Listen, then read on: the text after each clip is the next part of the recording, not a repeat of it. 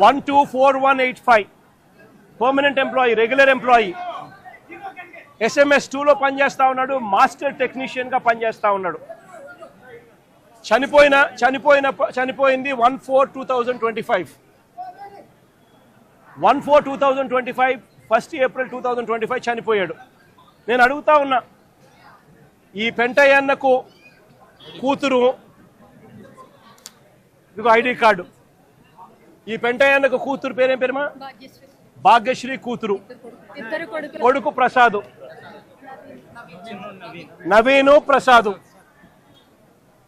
చనిపోయినప్పుడు ఉద్యోగాలు ఇస్తామన్నారు, నెలలోనే ఉద్యోగం ఇస్తామన్నారు పిల్లలకు. కాంపన్సేషన్ ఇస్తామని చెప్పినారు, ఇంతవరకు కాంపన్సేషన్ ఇవ్వాల, ఇంతవరకు జాబ్ లేదు. జాబ్ అడిగితే, కాంపన్సేషన్ అడిగితే నిర్దాక్షిణ్యంగా ఫైల్ పోయింది అని చెప్తా ఉన్నారు. నిజంగా ఆలోచన చేయమని అడుగుతా ఉన్నాం.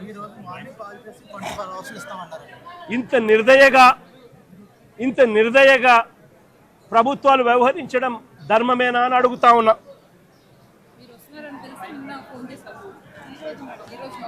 సిమిలర్గా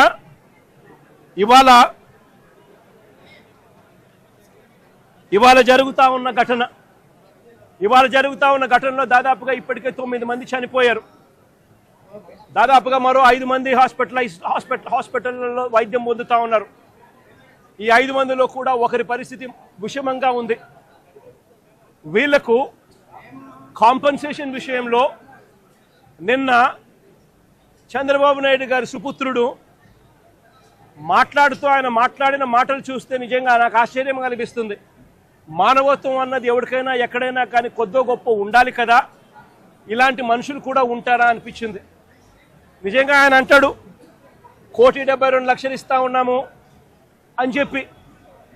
నాకు ఆశ్చర్యంగా నేను అడుగుతా ఉన్నా, అయ్యా లోకేష్ గారు, ఈ 1,72,00,000లో మీరు ఏదైతే మాట్లాడుతూ ఉన్నారో ఆ ఎంప్లాయీస్కు రైట్ఫుల్గా వాళ్ళకి రావాల్సిందే కదయ్యా నువ్వు ఇస్తూ ఉన్నావు, ఎక్స్ట్రా నువ్వేమి ఇస్తూ ఉన్నావు అని చెప్పి నేను అడుగుతా ఉన్నా.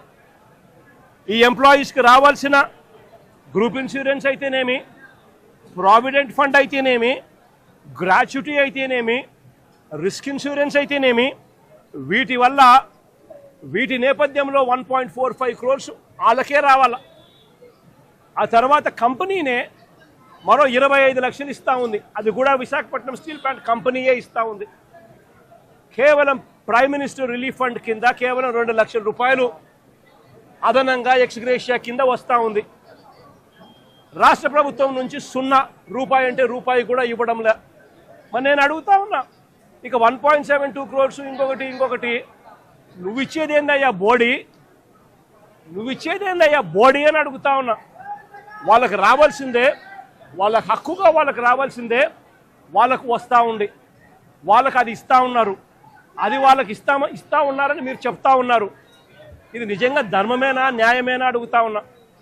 ఇదే విశాఖపట్నంలో ఇంతకుముందు మా హయాంలో ఇలాంటి ఒక దుర్ఘటన జరిగితే అక్కడ కూడా మనుషులు చనిపోతే ఎంతమంది చనిపోయినారు?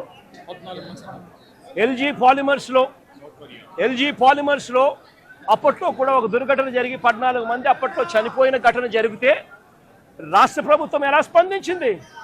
వెంటనే ముఖ్యమంత్రి ఇక్కడికి వచ్చి, అంటే జగన్ ఇక్కడికి వచ్చి ఏకంగా ₹1 కోటి చనిపోయిన కుటుంబాలకు ఇచ్చి ఆదుకున్న పరిస్థితులు బహుశా దేశ చరిత్రలో ఎక్కడా కూడా జరగలేదేమో. ఒక్క ఆంధ్ర రాష్ట్రంలో జగన్ ముఖ్యమంత్రిగా ఉన్నప్పుడు చోటు చేసుకున్న ఘటన. ఏకంగా ₹1 కోటి వాళ్ళకు ఇచ్చి ఆ కుటుంబాలకు తోడుగా ఉండి ఆ వాళ్ళ సభ్యులు చనిపోయిన వాళ్లకు ఉద్యోగాలు కూడా మళ్ళీ ఆ కంపెనీలో ఇచ్చేట్టుగా వైఎస్ఆర్సీపీ ప్రభుత్వం అప్పట్లో అడుగులు ముందుకు వేసి చేయించింది.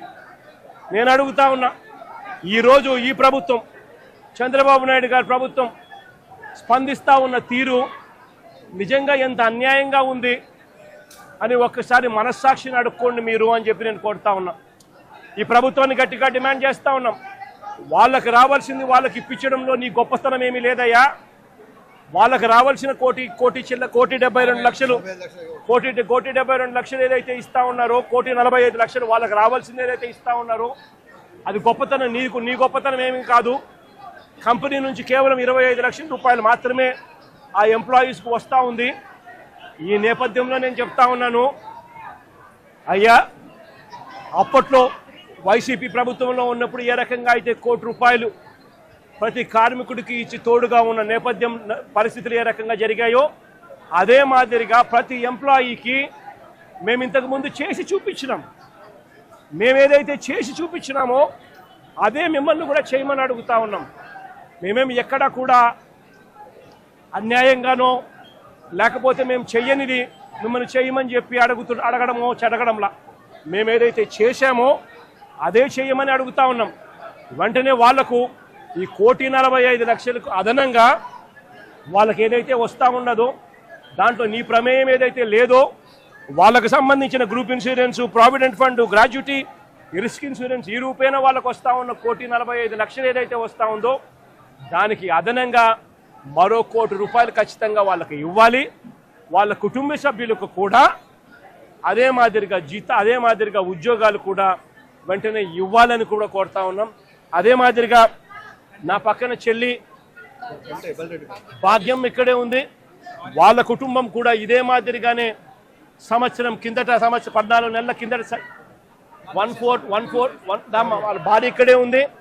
1/4/2025లో చనిపోయిన పెంటయ్యన్న కుటుంబానికి కూడా ఇదే ప్యాకేజ్ కూడా వాళ్ళకు కూడా వర్తింపచేసి వాళ్ళ కుటుంబానికి కూడా ఇదే మాదిరిగానే ఆదుకోవాలి అని చెప్పి రాష్ట్ర ప్రభుత్వానికి, కూటమికి ఇద్దరికీ కూడా గట్టిగా వీళ్ళిద్దరికీ కూడా చెప్తా ఉన్నాం. మరీ ముఖ్యంగా చంద్రబాబు నాయుడు గారికి, మరీ ముఖ్యంగా రాష్ట్ర ప్రభుత్వానికి, ఎందుకంటే బాధ్యత రాష్ట్ర ప్రభుత్వం కాబట్టి వెంటనే చిత్తశుద్ధి చూపండి, ఎంప్లాయీస్కు తోడుగా ఉండండి. మీరు కూడా అసెంబ్లీలో వైఎస్ఆర్ కాంగ్రెస్ పార్టీ తీర్మానం చేసినట్టుగానే మీరు కూడా ప్రైవేటైజేషన్కు వ్యతిరేకంగా అసెంబ్లీలో మేము చేసినట్టుగానే తీర్మానం కూడా చేసి కేంద్రానికి పంపి ఇది జరగకుండా కూడా ఆపే కార్యక్రమంలో చిత్తశుద్ధిని కూడా చూపండి అని చెప్పి కూడా గట్టిగా వీళ్ళందరికీ కూడా కోరుతా ఉన్నాం.